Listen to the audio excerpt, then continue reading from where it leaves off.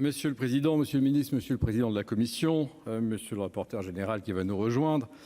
À la veille de l'examen du projet de loi de finances pour 2022, nous sommes saisis donc d'un second projet de loi de finances rectificative pour l'année en cours. Celui-ci est habituel puisque à chaque fin d'exercice, un budget rectificatif doit tirer les conséquences de l'année écoulée et proposer un schéma de fin de gestion.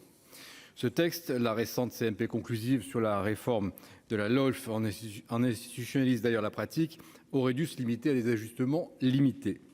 En réalité, il est fortement bouleversé par la poussée inflationniste qui affecte tout particulièrement les prix de l'énergie, il faut bien le dire, aussi par la perspective de l'élection présidentielle à venir.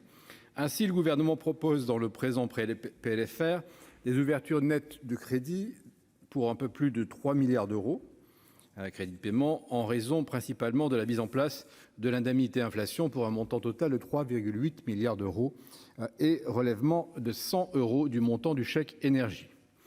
Ces mesures peuvent se concevoir pour protéger les Français face à l'augmentation du coût de la vie, notamment le coût des carburants, de l'électricité et du gaz, qui accompagnent la reprise économique observée en France et dans le monde.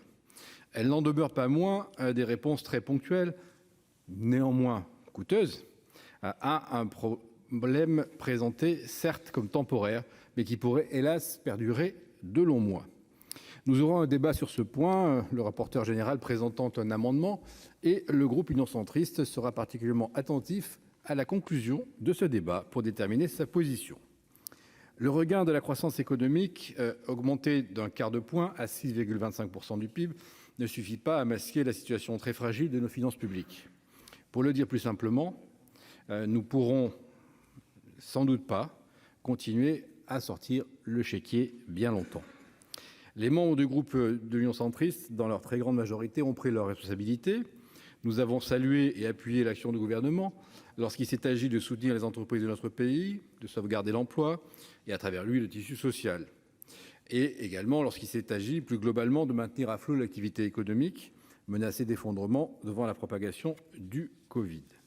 Nous ne sommes pas naïfs pour autant. Si le déficit et la dette publique peuvent croître en période de récession, il est indispensable d'en prendre aussitôt le contrôle si l'on veut garantir aux créanciers de l'État la signature de la France. Et ce moment nous paraît venu. L'activité économique retrouve son niveau d'antan, son niveau d'avant la pandémie. Il faut sans doute s'en réjouir, bien sûr, et nous le faisons, mais cela nous invite aussi à explorer d'autres voies que l'injection sans retenue de crédits budgétaires.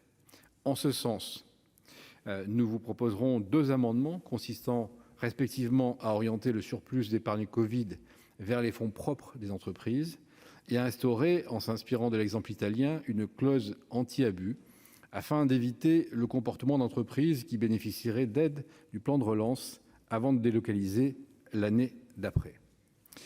Attendu à 170 milliards d'euros d'ici la fin de l'année, le surplus d'épargne lié à la crise sanitaire est un formidable réservoir de croissance pour l'économie française. Sans doute ce surplus pourrait-il être mieux exploité. Je vous remercie.